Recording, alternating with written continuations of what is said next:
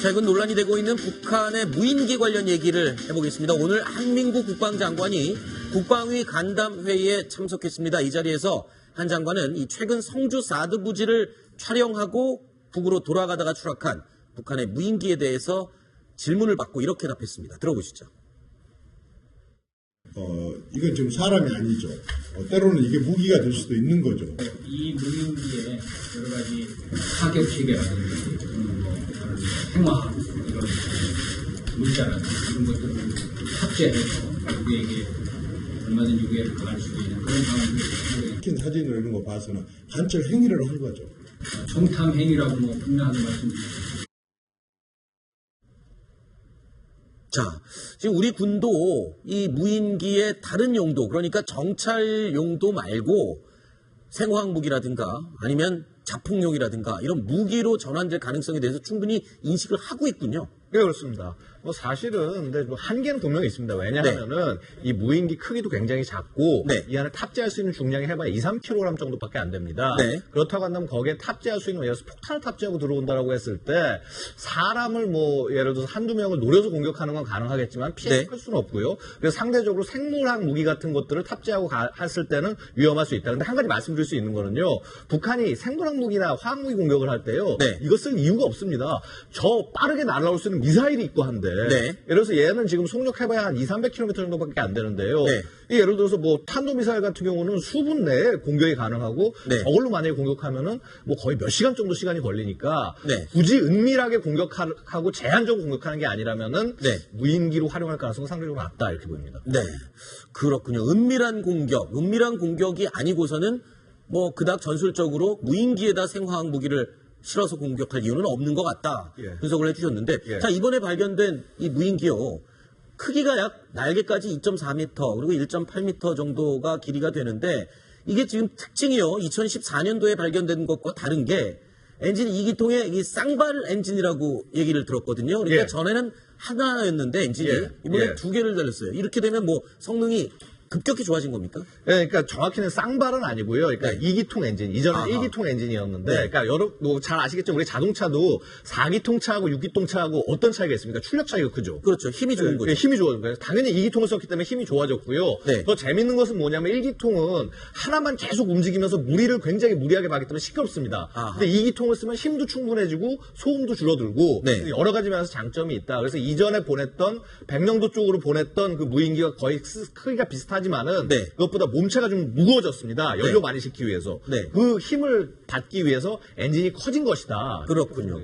자, 그리고 여기에 내장된 카메라가요. 보통 우리가 상식적으로 알고 있는 디지털 카메라가 DSLR이라고 하는데 여기에 장착된 카메라는 DSLT라고 해요. 이건 성능이 더 해상도가 좋은 겁니까? 네, 그렇습니다. 사실은 지금 북한이 이전에는 캐논이나 니콘을 썼는데 지금 이제 소니를 쓰면서 어떻게 일본 카메라 지금 선전을 해주고 있는데 이 DSLT는 우리가 이제 보통 DSLR 많이 들어보셨죠? 그렇죠. 그러니까 DSLR 방식이 아니라 예를 들어서 DSLR은 무슨 프리즘 같은 거 쓰고 이제 반사를 시키는데 얘는 그것 없이 직접 찍을 수 있게 해서 빨리 찍을 수 있게 하는 소니만 쓰는 방식이 DSLT라고 합니다. 그래서 이것을 활용을 해서 그러니까 아무래도 이동하면서 찍어야 되기 때문에 굉장히 빨리 초점을 잡아야 되고 그런 면에서 이 카메라가 훨씬 더 효율적이었던 것이 아닌가 생각이 듭니다. 그런데 지금 이 문제가 되는 게 주요 군사시설 성주 골프장에 있는 사드 부지를 촬영해갖고 간 사진 10장 때문에 지금 논란이 되고 있지 않습니까? 그런데 실제로 저 비행기에서 발견된 사진은 100여 장 이상 발견됐다 그래요. 그럼 나머지 사진들도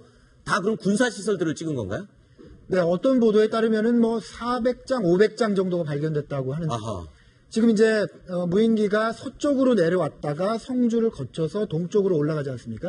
그러면서 여러 성주와 관계없는 사진들을 찍는데 아마 이제 야산들 이런 사진이라고 합니다. 물론 이제 산이나 이런 데 군부대가 많기 때문에 군부대가 노출될 수도 있겠죠. 하지만 어쨌든 이번 무인기 공격의 목적은 성주를 찍는 것이었다라는 건 명확해 보입니다. 그렇군요. 이게 추락한 이유가 일단 지금 알려지기로는 돌아가다가 이제 연료가 떨어져서 추락했다. 예. 그 확인이 된 겁니까 그렇게? 뭐 아직 확인이 정확히 된 것은 아닙니다. 네. 근데 다만 이제 추락했는데 연료통이 비어 있다는 점, 그다음에 네. 예를 들어서 이게 연료 누출이나 이런 흔적이 아직까지는 잘 보이지 않는다는 점 때문에 연료가 부족해서 떨어진 게 아니냐라는 얘기가 나오고 있는데 네. 자세한 내용을 좀 더 살펴봐야 되고요. 예를 들어서 뭐 새하고 부딪혔다거나 혹은 뭐 여러 가지 갑자기 문제가 있을 수 돌풍을 맞아서 떨어졌을 수도 있는 겁니다. 그런데 지금 이 비행기는 무인 비행기를 뭐 조종해서 가는 게 아니지 않습니까? 예. 미리 좌표를 이렇게 지정해 놓고 GPS 좌표대로 예. 알아서 갔다 오는 건데 성주 비행장을 찍었다는 건 예. 북한에서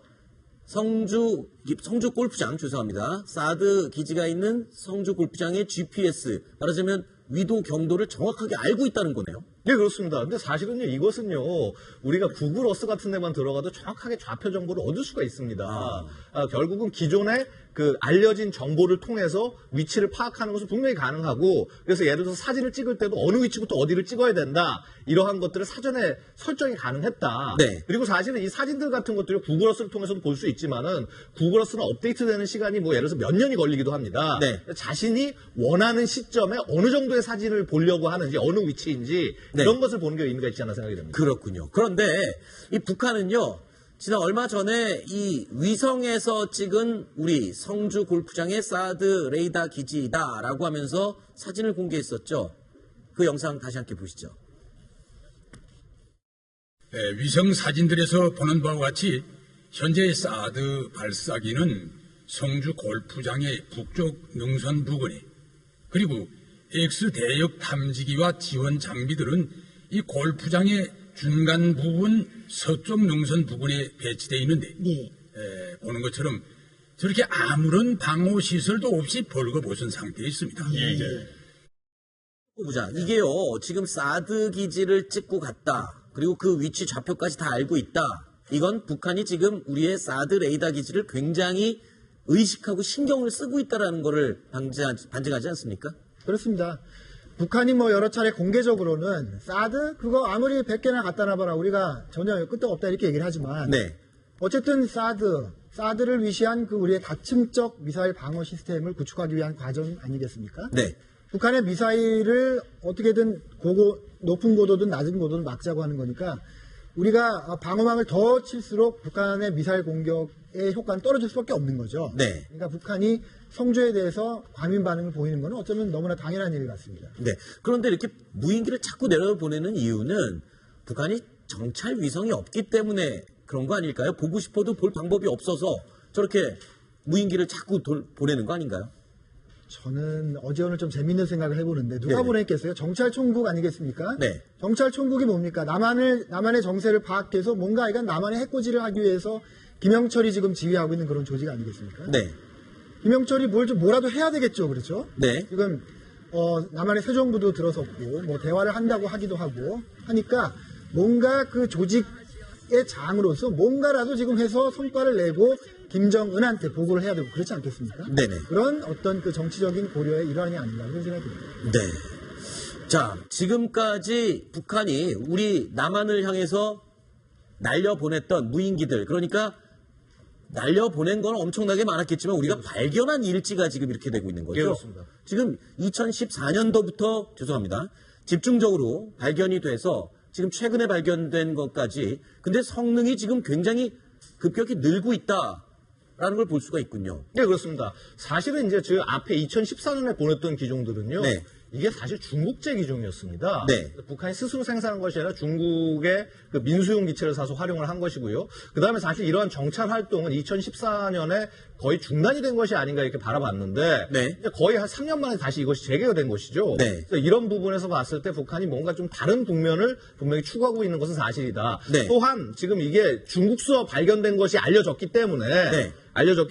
과연 중국에서 이것을 또 팔았을 것이냐의 문제도 있고요. 네. 이번에 발견된 기종 같은 경우는 예전에 UV-10이라고 그래서 그 중국제 그 무인기를 그 바탕이 돼 있는데 아마 이것을 북한 스스로 개량한 것이 아니겠느냐. 그래서 네. 엔진도 지금 이게 예를 들어서 미국제 RC 엔진입니다. 그 이제 모형 비행기용 엔진인데 네. 그런 것들을 장착을 하고 하면서 계속적으로 성능 개량을 추구하고 있다. 이렇게 네. 볼 수 있겠죠. 그런데 문제는요, 지금 2014년도에 우리 군도, 이게 방공이 뚫렸다. 이렇게 얘기를 하고 있지만 그래도 이 뭔가 중요한 문제로 생각한다 했지만 3년 동안 아무런 대책이 없었단 말입니다. 그런데 그 문제점 중에 하나가 이 무인 비행기는 레이더로 잡을 수 없는 그런 특징이 있다면서요, 기술적으로. 그러니까 못 잡는 건 아닙니다. 레이더가 모든 걸 다 봅니다. 다 보는데 문제는 뭐냐면 예를 들어서 지금 이제 보시면은 이 화면 같은 거 보시면은 지금 뭐 민항기라든가 일반 전투기 이런 것들은 잡을 수 있게 돼 있습니다. 그런데 만약에 이 크기를 너무 작게 한다. 예를 들어서 뭐 소형 무인기를 발견할 정도의 크기로 한다라고 하면은요. 이게 새 정도 크기까지 돼 버립니다. 그러니까 그러면 새 지나가는 것까지도 다 잡아버리는데 그럼 이게 새인지 무인기인지 알 수 없게 돼버리는 것이거든요. 그래서 사실은 무인기 전용 탐지 레이더가 따로 있는 것이 뭐라고 그럴까 이 새인지 아닌지 항적을 보면서 그걸 분석하면서 이게 새가 날아가는 것과 무인기가 날아가는 게 좀 틀리기 때문에 그런 기능을 추가해야 되는데 이런 그 레이더를 예를 들어서 개발을 하거나 사오거나 하는 것 자체가 사실 비용입니다. 이 비용을 마련하지 못한 게 아닌가 이렇게 생각이 듭니다. 자, 그런데 분명히 어디 언론 보도를 제가 찾아봤더니 이 소형 무인기도 잡을 수 있는 레이더가 있다면서요. 네, 맞습니다. 예, 예를 들어서 지금 이제 뭐 영국이라든가 이스라엘 같은 데서 이런 무인기들이 워낙 문제가 되다 보니까 많이 이런 시스템을 준비를 했습니다. 그래서 우리 같은 경우는 지금 이제 이스라엘제 무슨 라다라는 회사에서 만든 레이더를 이제, 가져오려고 하는데 이 레이더 같은 경우는 이제 그렇습니다. 뭐 최대 한 30km 정도까지의 거리에서도 이 탐지가 가능하고 고도는 한 6km 정도, 9km 정도까지 해서도 탐지가 가능한 것으로 알려지고 있고요. 다만 이제 이 무인기를 또 탐지하는 것과 이 무인기를 요격하는 것은 또 다른 문제입니다. 그러니까 예를 들어서 이제 서로 연계가 돼야 되기 때문에 보시다시피 이제 저런 레이더입니다. 이런 레이더는 원래 이제 여러 가지 용도가 있는데 저 레이더 용도는 원래는 이 떨어지는 박격포탄이나 포탄을 탐지하기 위해서 처음 개발됐다가 이 무인기도 이것을 탐지하는 게 굉장히 유효하다라고 해서 쓰고 있는데 이게 아시다시피 탐지 거리가 30km입니다. 그러면 이거를 무인기를 다 탐지하려면 저 레이더를 몇 개를 설치해야 되겠습니까? 사실은 이러한 실무적인 문제들이 따라올 수밖에 없다라는 것이죠. 그렇군요. 자, 이게 그러니까 결국에는 무인기 전용으로 된 레이더도 아니네요. 이 라다라는 거는요. 그러니까 원래는 이제 그런 소형 물체를 탐지하기 위해서 나온 거고요. 근데 다만 이제 아까 말씀드렸다시피 항적을 분석하는 기능 같은 것들을 추가를 해서 무인기 전용으로 만든 것은 맞습니다. 근데 이제 이게 처음 얘기 나왔을 때 이제 2014년 정도 될 때는 저게 개발 중이었고요. 이제는 개발이 좀 완료가 돼서 쓸 수 있는 상태가 되니까 뭐 우리 군에서 긴급하게 10대를 추가로 뭐 도입하겠다. 이미 이제 뭐 한 청와대에는 뭐 한두 개 정도 들어와 있는 것으로 알려지고 있습니다. 그렇군요.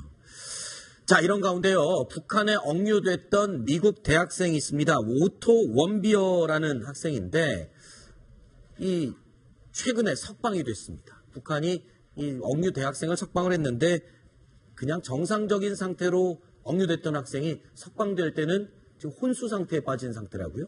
유근영 기자. 예, 해당 학생은 지난해 3월에 북한에서 모습을 드러냈다가 1년 만에 지금 다시 석방이 된 것으로 알려져 있는데요.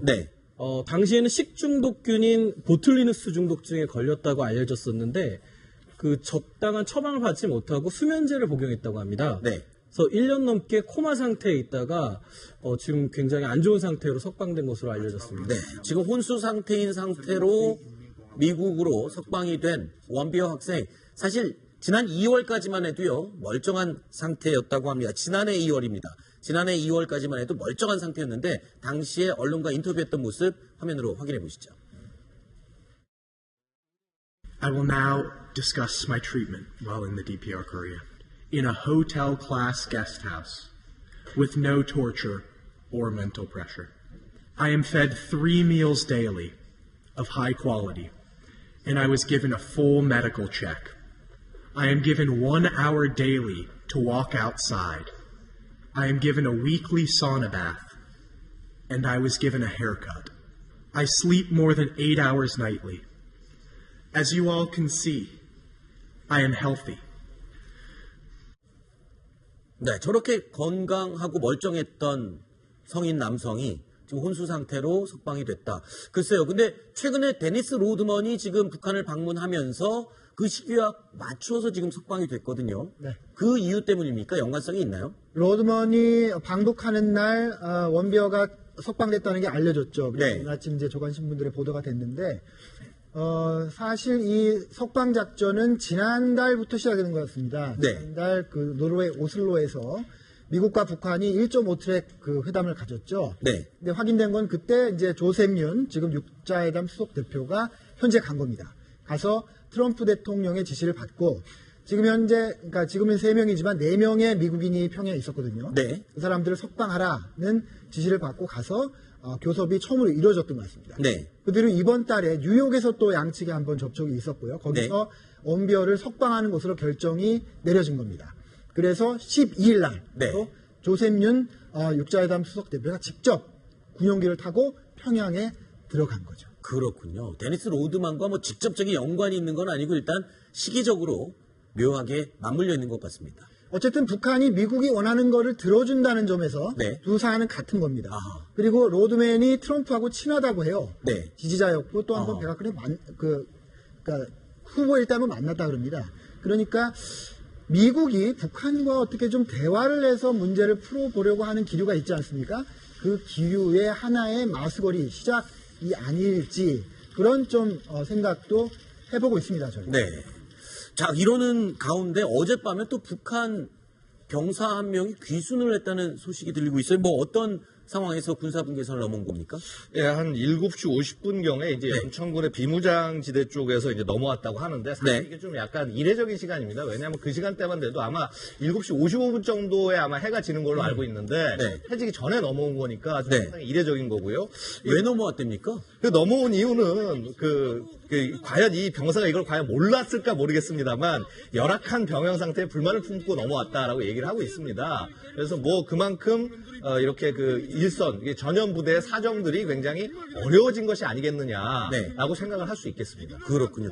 북한군 귀순이 사실 처음이 아니지 않습니까? 사실 뭐 과거에는 굉장히 많았고 최근에도 드러나지 않아서 그렇지 계속 꾸준히 있는 걸로 아는데 귀순하면 어떻게 됩니까? 이 귀순 용사들은. 저희 채널에도 자주 출연하는 안찬일 박사 같은 분. 네네네. 19년도에 귀순했죠. 굉장히 귀순 북한군이 고참인데 이제 들어오면 일단 국정원에서 조사를 받게 되죠. 그래서 군인으로서 알고 있는 자기의 정보들을 우리 정부에 다 이제 네. 고백을 하는 그런 시간을 갖고요. 그 다음에는 통상적인 우리 탈북자 처리 절차에 따라서 우리 국적을 부여받고 이제 한국인으로 생활하게 되는 겁니다. 네, 알겠습니다.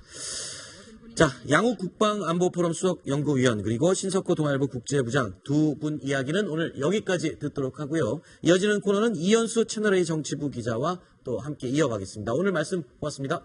감사합니다.